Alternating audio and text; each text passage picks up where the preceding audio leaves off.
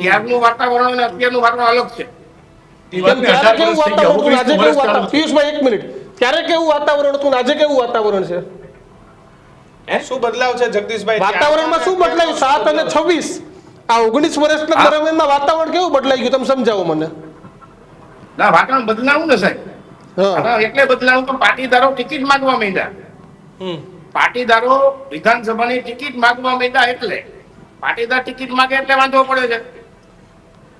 જગદીશભાઈ 2007 પછી કયું મર્ડર થયું મને બતાવો. 2007 પછી ગોંડલમાં કઈ એવી હત્યાની ઘટના બની જેમાં જયરાજસિંહનું પ્રત્યક્ષ નહીં તો પરોક્ષ રીતે નામ આવતું હોય?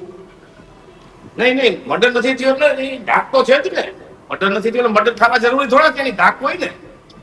અને મર્ડર થવા જરૂરી એની ધાક નહીં મર્ડર થવા ધાક હોવી, પિયુષભાઈ, ધાક હોવી અને કોઈ ઘટના બનવી એમાં બહુ મોટો ફરક છે. એટલે તમે કોઈ ઘટના બને એના પહેલા જાણ કરી રહ્યા છો ગૃહ વિભાગને? તમને શું એવી કોઈ આશંકા છે કે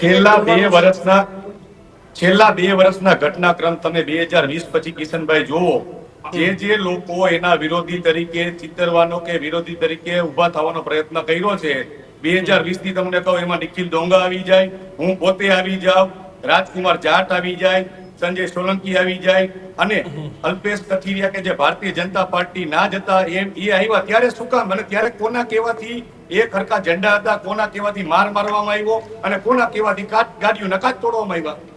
એની તપાસ થઈ કે નથી થઈ? એ તપાસ થઈ છે પિયુષભાઈ? તે દિવસે જે ગોંડલમાં બન્યું એની તપાસ કરી છે પોલીસે? હા, તપાસ થઈ જ છે. તપાસ થઈ જ છે. ઓછામાં ઓછા 25 થી 30 જણા ઉપર ગુનો દાખલ થયો છે. બરોબર છે. સામે પક્ષે પણ ગુનો દાખલ થયો હતો. એમાં સામે પક્ષે જે ગુનો દાખલ થયો રેલીમાં આવેલા એમને નામદાર હાઈકોર્ટે એ જે હતી એમાં સી સમરી ભરાવી દીધી પોલીસ પાસે.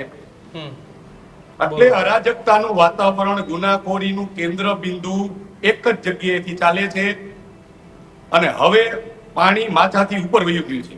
એટલે આ અરજી કરવાની ફરજ પડેલી છે. તમને આશા છે તમારી અરજીથી કઈ આમાં ગૃહ વિભાગ કઈ વિચારશે એવી તમને કોઈ આશા અપેક્ષા છે ખરી? નહીં વિચાર તો સુપ્રીમ કોર્ટમાં દાખલ થાવ. આ જ પ્રકારની તમામ અપડેટ જોવા માટે ન્યૂઝરૂમ ગુજરાતને લાઇક, શેર અને સબસ્ક્રાઇબ કરવાનું ભૂલતા નહીં.